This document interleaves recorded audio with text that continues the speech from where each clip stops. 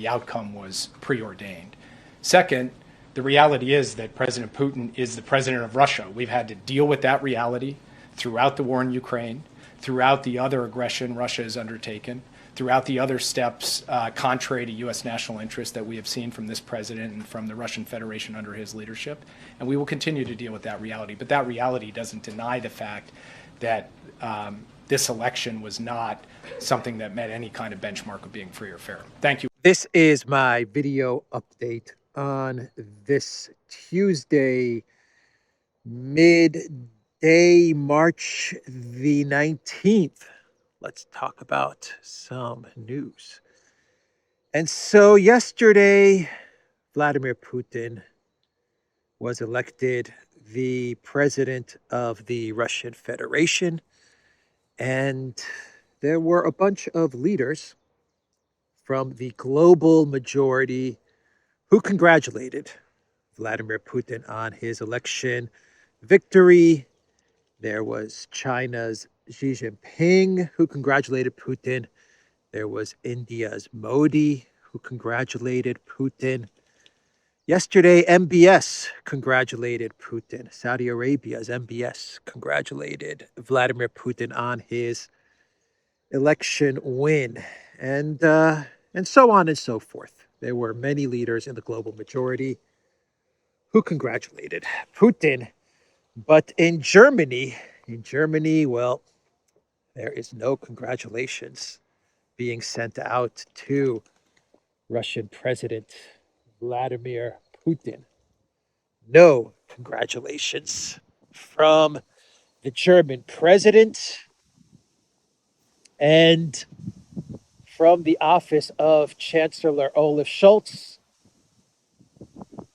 they will not even recognize Putin as the president of the Russian Federation. This is coming from Spiegel. Chancellor Olaf Scholz will not congratulate Putin on his confirmation in office. It was not a democratic and fair election, said Deputy Government Spokeswoman Christiane Hoffmann on Monday in Berlin about the elections in Russia. The chancellor didn't congratulate, she added. Russia is now a dictatorship and is under authoritarian rule by Vladimir Putin. When asked whether Putin would be referred to as president or ruler in the future, a spokesman for the Foreign Office said that recently they would have only used the name Putin without its use of official title. And I think this is coming from a Google Translate from the German publication Spiegel, but I think you know what they're trying to say here. They're not going to refer to him as President Putin. They're just going to refer to him as Putin, or as Zelensky likes to call him, the Putin. The Putin. Oh boy, so that is coming from Germany. Russia is a dictatorship and is under authoritarian rule by Vladimir Putin, says Germany, says Olaf Scholz. Tell me about that U.S. base in Germany, Mr. Olaf Scholz. Tell me about that pipeline that was blown up, Chancellor Olaf Scholz. Oh, man. So, they're just going to call him Putin. That's what Germany's going to call him. Oh, boy. So, look, Peskov, he replied, the Kremlin spokesman, he replied to the Chancellor's office in Germany. And this is what Peskov said. Russia does not recognize Olaf Scholz as the legitimate Chancellor of Germany. But we do recognize Scholz as a mighty good pirate, matey. Just kidding. Peskov did not reply to the Chancellor's office in Germany. I'm making that up. It's a Tuesday morning joke. We don't recognize Olaf Scholz as the Chancellor of Germany, but we do recognize Pirate Scholz, eh, matey? I like Pirate Scholz. I miss Pirate Scholz, to be quite honest. I really do miss Pirate Scholz. He was one bad dude. Anyway, let's talk about Project Ukraine and more bad news for the Zelensky regime and for Project Ukraine.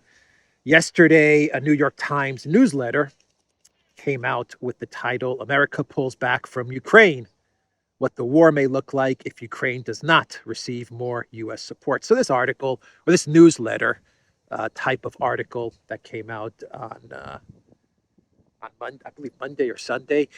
Anyway, this article basically talks about how in the first 2 years of the conflict, Ukraine, with the support of the collective West, they achieved so many amazing victories: the siege of Kyiv, the ghost of Kyiv, the Zaporozhye Avenger, Snake Island, the great Kherson counteroffensive, the great Kharkov counteroffensive, and Ukraine was achieving so many great victories. And all they needed was another 61 billion. That's all they needed, another 61 billion, and that would have done the trick. But nope. They have not received the 61 billion.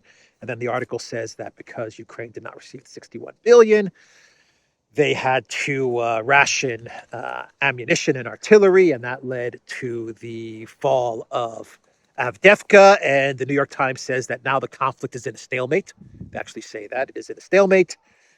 And if the U.S. does not give Ukraine the 61 billion, well, things do not look good for Project Ukraine. But the main point of this article, I think, is summed up in this sentence with the subheading, "No substitute.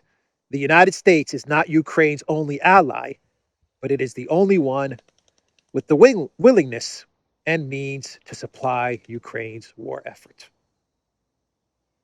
That's basically what this article was saying, that all the great, amazing victories, siege of Kyiv and Snake Island and the goat. We can't forget about the goat of Kyiv. All of these great victories that Ukraine achieved. Yes, they were achieved with Ukraine's collective West allies, but at the end of the day, it is only one country that really matters, and that is the United States of America.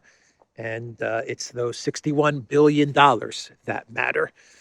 The European Union, according to the New York Times in this article, the European Union is just not capable of keeping Project Ukraine going on its own. It needs the United States. There is no substitute, according to the New York Times, and the fear is that America is pulling back from Ukraine. As the title says, America pulls back from Ukraine. And so Chief neocon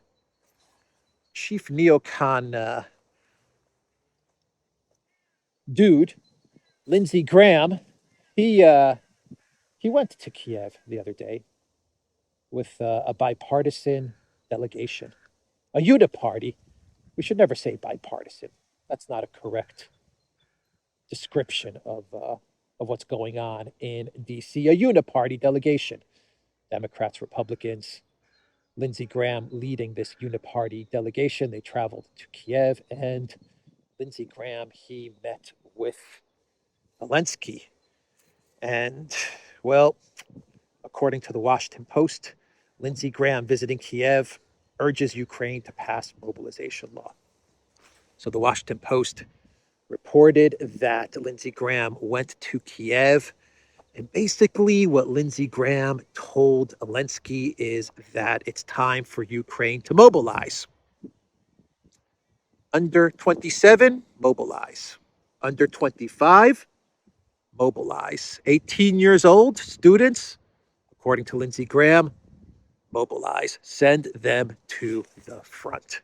That was the message that Lindsey Graham delivered to Zelensky. And according to the WAPO, Lindsey Graham even told Zelensky, if no money from the U.S. arrives, though he did say he's confident, according to the Washington Post, Lindsey Graham did say that he's confident that the House will get some sort of package to Ukraine.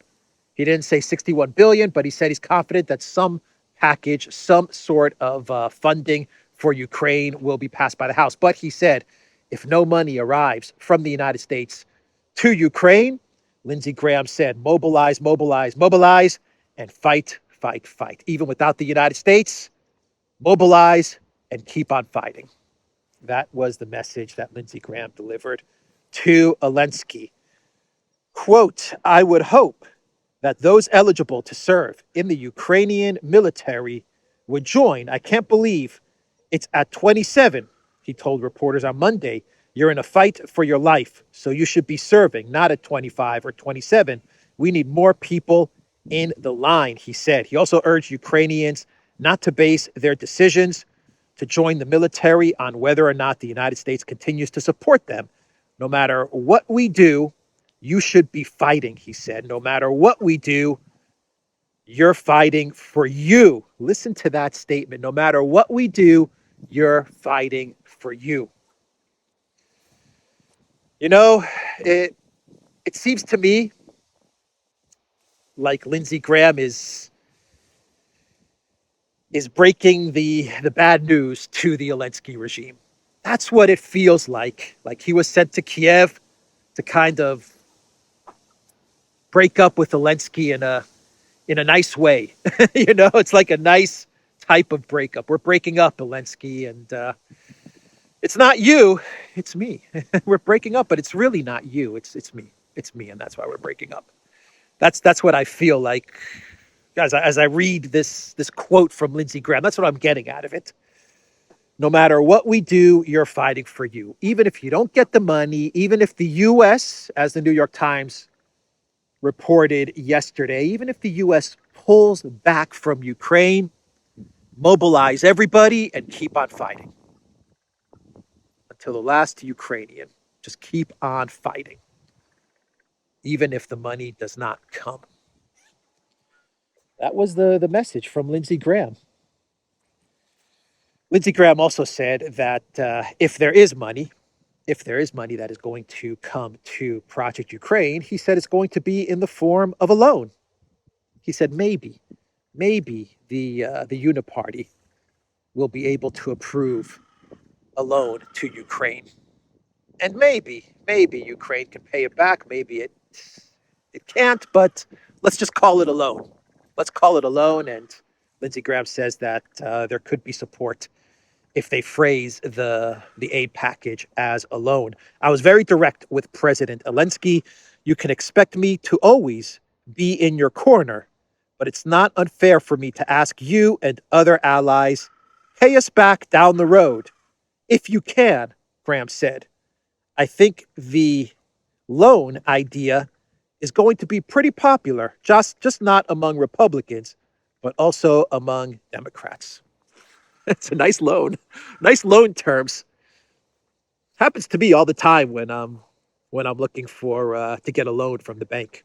Here's a loan to buy a house or to buy a car, Mr. Alex. And you know, if you want to pay us back, that's cool. If you don't want to pay us back, no problem. We'll approve your loan either way. Super nice terms.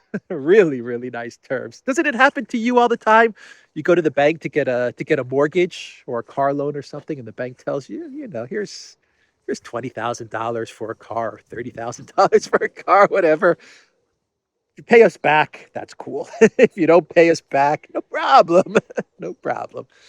Zelensky asked for a loan when he was interviewed by NBC. And he said that Ukraine is good for it. We take a loan, he said. We take a loan. You give us loan, we pay you back, I promise. We pay you back. Oh, man, Lindsey Graham. Yeah, Americans are going to fall for that one, Lindsey Graham. I'm sure it's going to be popular with the American people. Oh, it's going to be a loan. In that case, we support $61 billion to Ukraine. Yeah, okay. Oh, boy. Notice how this time around, there was no talk from Lindsey Graham about how this is a great investment. Russian soldiers are dying. The best money that the United States has ever spent. Remember that quote from Lindsey Graham the last time he was in Kyiv? Remember that? They were sitting around the table, and Lindsey Graham was saying, "We're going to win. Victory is ours, and this is the best investment the United States could ever make. Killing Russian soldiers or Russian soldiers dying is the best investment, the best money ever spent by the U.S." Remember that quote from Lindsey Graham? He's not really talking about what a good investment Project Ukraine is anymore, is he? Nope, he is not. He is not talking about what a great investment this has been. So Peskov, the Kremlin spokesman, he talked about the comment from Russian President Vladimir Putin the other day about a buffer zone in the north of Ukraine, in the Kharkov region, on the borders between Ukraine and Russia, Belgorod and Kursk. And Putin said that there's going to be, most likely, there's going to be a buffer zone in order to safeguard and protect the Russian cities of Belgorod and Kursk. And Peskov, he confirmed what Putin said the other day. Speaking to reporters on Monday, Peskov explained that Russia would take measures to safeguard its territories from Ukrainian drone and artillery strikes on settlements, residential blocks, and critical civilian infrastructure. The only way to make those areas safe, he continued, is to create some kind of corridor, some kind of buffer zone that would put out of reach any means that the enemy might use to launch strikes. So an offensive is coming. An offensive is coming. A buffer zone is going to be created. This is the obvious effect of the ridiculous PR stunt incursion from the Zelensky regime over the past week into Belgorod and Kursk during the Russian elections, trying to get the Ukraine military to enter Belgorod and Kursk. It has led to the imminent offensive by the Russian military. If you go by what Putin says, if you go by what Peskov has just said, into the Kharkov region in order to create a buffer zone. Lavrov said this about a year ago. I think Lavrov said that the more Ukraine tries to push towards Russia with long-range missiles or these types of incursions, the more we're going to have to push Ukraine back and create buffer zones. And Lavrov said this a year ago, and he wasn't joking around, and that's what the Russians are going to do. So we are going to see, in my opinion, we are going to see an offensive maybe in the next month or two, where the Russians are going to create this buffer zone and to make sure that these long-range missiles and drones are far away from Belgorod and Kursk. Anyway, there was a missile strike actually yesterday, I believe, in Nikolaev. The Russian military, they hit a weapons storage facility, and from what I understand, there were a bunch of NATO mercenaries there as well, or something like that. And the Russians, they demolished this weapons storage facility in Nikolaev, Odessa region. So just an overall bad situation for Project Ukraine. And Lindsey Graham's trip to Kyiv, it was not a good one if you are Zelensky. If you are Zelensky, this is not what you wanted to hear from your number one cheerleader, Lindsey Graham. So, things are going bad for Ukraine. Everyone is in agreement that Ukraine cannot win this conflict. Even collective West media and leaders are now openly saying that Ukraine cannot win this conflict. I believe a military official for Poland gave an interview the other day, and he said that the casualties in this conflict are not in the hundreds of thousands, but in the millions.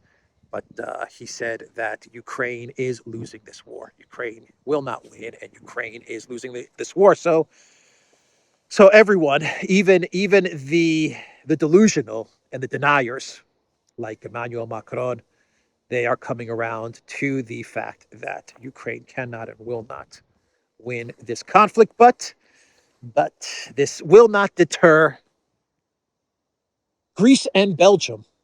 This will not deter Greece and Belgium. Yep, they are going to double and triple down on Project Ukraine with more weapons to the Zelensky regime, weapons that will make zero difference in this conflict, but they will absolutely anger the Russian Federation. And in the case of Greece, this is just a terrible strategic move from the Mitsotakis government, a terrible diplomatic move by the Mitsotakis government, because it will accomplish nothing as far as helping Ukraine in this conflict. But what it will accomplish is that it will anger the Russians, and the Russians, they have 1,001 asymmetric ways to stick it to Greece. I don't know about Belgium, but I know that they have 1,001 ways to really stick it to Greece. Asymmetric ways. But Mitsotakis, he's a believer. He's a believer in Zelensky, and he is a believer in Project Ukraine. It must be that Zelensky number 5. I guess when he went to Odessa, Prime Minister Mitsotakis got a whiff of that Zelensky number 5, and intoxicating. It's absolutely intoxicating. The odor, the perfume of Zelensky number 5. Mesmerizing. Absolutely mesmerizing. And so Mitsotakis, he is pledging a whole bunch of weapons from Greece to Ukraine. According to the Greek publication ETHEREUM, Greece will keep supplying Ukraine. A deal is being negotiated with the Czech Republic. It will provide several types of projectiles and ammunition. The equipment will be bought from the Czech Republic and transferred directly to Ukraine. Czech and Greek officials are negotiating the prices of these systems. Signing a bilateral agreement will follow. Greek officials say that it is ammunition that Ukraine needs the most, and that its offer will contribute towards meeting the Ukrainian needs. Athens has notified the European Union officials in charge of coordinating assistance to Kyiv that it can supply Ukraine with ammunition this year through the Czech Republic, namely 2,000 5-inch Zuni rockets, 180 2.75-inch rockets used in Ukraine's successful anti-tank warfare, and close to the top of the list of Ukrainian requests, 90,000 90mm projectiles also used in anti-tank warfare, as well as anti-aircraft weapons, 4 million bullets, and 70 M114A1 US-made 155mm howitzers. And there's also talk of Greece sending S-300s once they get Patriot air defense systems. And Greece has said that these weapons that they're going to be sending to Ukraine, not all of these weapons, most of these weapons are not going to weaken the Greek military, but some of the weapons, they did admit that some of the weapons are coming from the Greek army's own inventory. These aren't weapons that are just sitting around not being used. Some of the weapons are going to be coming from the Greek army's inventory. And of course, in the case of the S-300s, they're working out a deal to get Patriots. Once they get the Patriots, then I imagine they're going to send S-300s to the Zelensky regime. So, that's the deal. And it's all going to go through the Czech Republic, because Greece doesn't want to be seen as directly sending the weapons to Ukraine. So they're going to make a deal with the Czech Republic. The Czech Republic will buy the weapons, then the Czech Republic will send them to Ukraine. And that way Russia cannot blame Greece, right? Russia could say, Greece, you sold weapons to the Czech Republic, no problem. And we're not going to put the blame on you. It was the Czech Republic that sent these weapons to Ukraine, not you guys. Anyway, these are the games that they're playing, that the European Union is playing in order to funnel weapons into Project Ukraine. But this is a terrible move from Mitsotakis. It's an absolutely terrible move from the Greek government, especially now when everyone understands that Ukraine has lost this conflict and will not win. you decide to double and triple down on a project that is failing and failing miserably. But hey, you know, that's the decision that has been made in Athens. Anyway, Jungle Joseph Borrell, the gardener, Jungle Joseph Borrell, the gardener that has kicked out the Pope from his beautiful, wonderful garden. Jungle Joseph, he was speaking to the media yesterday, and there was an EU foreign ministers meeting. And Jungle Joseph, he said that the EU foreign ministers, in principle, they have agreed to send the about 5 billion euros in interest that has accrued from the Russian frozen assets being held in Brussels by Euroclear. That in principle, they have agreed that this money should be sent to Project Ukraine, but the foreign ministers have still not agreed to actually take this money. And Borrell uses the word take. He doesn't use the word steal. He doesn't use the word seize. Actually, he uses the word take a lot. He said the foreign ministers have still not signed off on taking this 5 billion in interest and sending it to Ukraine because they are still worried about the legal implications of taking such an action. In other words, is taking the interest of a seized asset, is stealing the interest of a frozen asset, is that still theft? Me thinks, oh yeah, oh yeah, that is still theft. That interest that is accumulating on the 200 billion of Russia's frozen assets, that interest is Russian property, Russian state property. And so when you steal that interest, you are stealing Russian state property. But the foreign ministers, they want to get more legal clarification on this issue. And we're talking about the interest.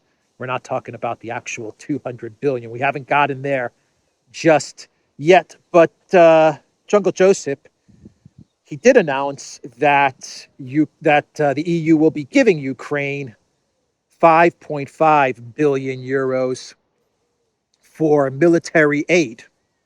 EU foreign ministers agreed to allocate an additional 5 billion euros in defense assistance for Ukraine in 2024 within the European Peace Facility framework, Foreign Minister Kuleba said. And Jungle Joseph announced this as well during the foreign ministers' meeting and press conference. So I'm just wondering if this 5.5 billion that they are going to give to Ukraine to purchase weapons, is this part of the 5.5 billion in Ukrainian assistance funds that I talked about last week that Politico said was a scam, was a mirage? They used the word mirage. In a Potemkin village, Politico said that this 5 billion euro aid package in order to purchase weapons was a mirage, because basically what this package says is that if an EU member state has entered into a bilateral agreement with Ukraine and has already sent weapons via that bilateral agreement to Ukraine, then it can deduct the amount of the weapons sent through the bilateral agreement from what it's required to send in this 5 billion euro package. And so Politico was saying that this is just a mirage, a scam, because Germany has already said we've sent 1.2 or 1.4 billion in weapons to Ukraine via a bilateral agreement. So we don't need to contribute to this 5 billion weapons fund package. I wonder if this is the same thing or if this is a completely different fund, but I think this is the same 5 billion fund that Borrell and Kuleba announced has been approved yesterday. Borrell also said that he said that there is a famine in Gaza. That was an interesting comment coming from Borrell. And the United Nations also came out with a statement and said what we have right now is indeed a famine in Gaza. So that was That was an interesting comment coming from the United Nations and the European Union. Not that the European Union or Borrell are going to do anything about this, but I guess they are now on record saying that what we have in Gaza at the moment is not about to become a famine, but is indeed a famine. So anyway, that was what Borrell said during his press conference. And Charles Michel, the European Council president, the guy that looks like the angry Frenchman in Monty Python's The Holy Grail, Charles Michel, he said that it's time for the European Union to enter war economy mode. They need a war economy, Charles Michel said. The European Union, it needs a war economy. He said Russia is a serious military threat to our European continent and global security. If we do not get the EU's response right and do not give Ukraine enough support to stop Russia, we are next, Michel wrote in an op-ed published in the newspaper La Libre Belgique and news website Euractiv. The EU chief argued that for decades, Europe has failed to invest sufficiently in our security and defense, and now urgently needs a radical and irreversible shift in our thinking towards a strategic security mindset. We must therefore be defense ready and shift to a war economy mode. It's time to take responsibility for our security. We can no longer count on others or be at the mercy of election cycles in the US or elsewhere. Ooh, he's alluding to Trump. He is alluding to Trump. We cannot be at the mercy of the election cycle in the US and a Trump presidency. They are very, very worried about Trump. Boy, are they worried about Trump winning the 2024 election. But, he says that Europe over the decades has not invested sufficiently in Europe's security. What about all the money that's been funneled to NATO, bro? I mean, give me a break. Over the last 20, 30, 40 years, whatever, the European Union has been pouring billions and billions and trillions into NATO. Yes, EU countries, not all European countries or EU countries, meet the 3% threshold that they're required to meet for NATO spending. But still, I imagine that if you added up all of the money that the European states have contributed to the NATO alliance over the past, 10 or 20 years, I imagine it's in the trillions, maybe even in the tens of trillions. I don't know. But you're telling me that Europe has not spent on its security all of these decades? Come on, bro. Come on, bro. Michel. My Michel. Guns N' Roses song, My Michel. Yeah, so look, how is Europe going to get into war economy mode? How are they going to do it? How are they going to do it? I just can't figure it out. Russia is the enemy. European citizens, you must be afraid of the Putin. You must be afraid of Russia. After Ukraine, you're next. You are next. Finland. You are next. Sweden. You are next. Belgium. You are next. Greece. Cyprus. You are next.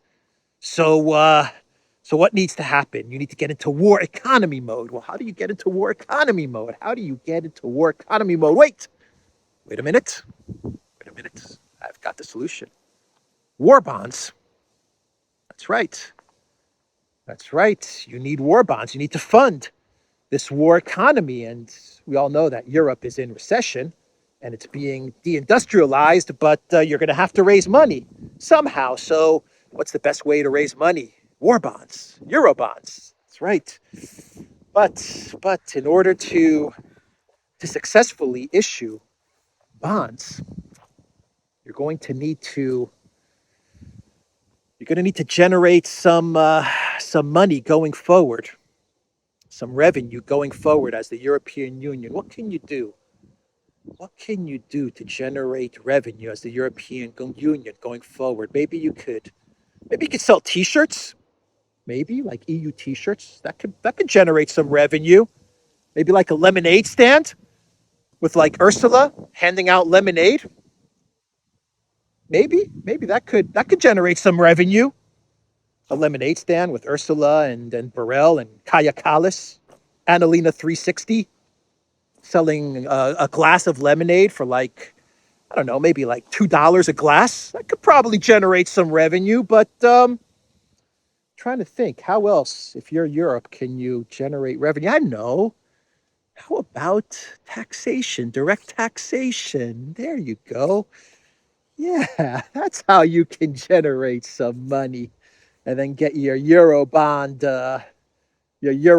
initiative going. Yeah, there you go. There you go. All right. Got it, Mr. Michel. So, POTUS Obama, President of the United States, Barack Obama, oh, former President of the United States, Barack Obama. My mistake. Barack Obama is not President of the United States. He has nothing to do with the Biden White House or influence on the Biden White House. My mistake. He is a private citizen. Barack Obama. He traveled to London, and he had a meeting with the very popular, democratically elected Prime Minister of the UK, Rishi Sunak. Yeah. What are they talking about? What's going on here? What is Obama telling Sunak? What is private citizen Barack Obama telling democratically elected Prime Minister Rishi Sunak? Don't know what those two gentlemen talked about. Probably they're discussing, I don't know, maybe the English Premier League. Maybe they're discussing what's going on in the Premier League, or maybe they're discussing the NCAA tournament, putting together their Final Four bracket. I don't know what those two guys are talking about. Why would private citizen Barack Obama need to travel to the UK to meet with Rishi Sunak? No idea. Barack Obama is going to the UK, to London, to meet with Sunak. Johnson is traveling to Venezuela, or traveled to Venezuela to meet with Maduro. Lindsey Graham is in Kyiv, telling Zelensky to mobilize everybody, but U.S. money may not be coming to you guys, but still mobilize and still fight. What is going on? I don't know what is happening. I'm sure they just wanted to sit down and smoke a cigar and just chat about what's going on in each other's lives. Anyway, yeah, Obama in London. Oh boy, didn't Obama speak out against Brexit? I think he did. I think it was Obama that voiced his opposition to Brexit. That didn't go over too well, did it, Barack? Private citizen Obama, who has no influence whatsoever on the Biden White House. Let's do a clown world, and we will wrap this video up. And in this clown world, we go to the president of France, or actually a publication in France called Le Hémicycle. Le Hémicycle. I know I'm pronouncing that wrong, but what can I do? My French is not very good. But this publication has got a lot of people talking, because the cover shows an Emmanuel Macron as a plucked rooster. Plucked or cucked? Is it plucked or cucked? Plucked. My mistake. Plucked. My English is not very good. As a plucked rooster, or maybe a chicken. I don't know. Maybe as a plucked chicken, or maybe a plucked rooster. But a lot of people are talking about this magazine cover depicting Emmanuel Macron. Oh, boy. Anyway, that is the video, everybody. TheDuran.locals.com. We are on Rumble, Odyssey, BitChute, Telegram, Rockfin, and Twitter X. And go to the Duran shop. 20% off all merchandise with the flag of Greece to celebrate Greek independence, which is right around the corner. Just use the code GREECE20, and anything with a Greek flag is 20% off. Today I'm wearing my flag with Hungary, but I've got a bunch of t-shirts with the Greek flag as well as a hat with the Greek flag. So check that out at the Duran shop, and also go to the Reverse Gear shop, reversegear.shop, and pick up some amazing premium athletic merchandise. And like this video, subscribe to this channel, and help this channel get to 199,000 subscribers. All right, everybody, take care.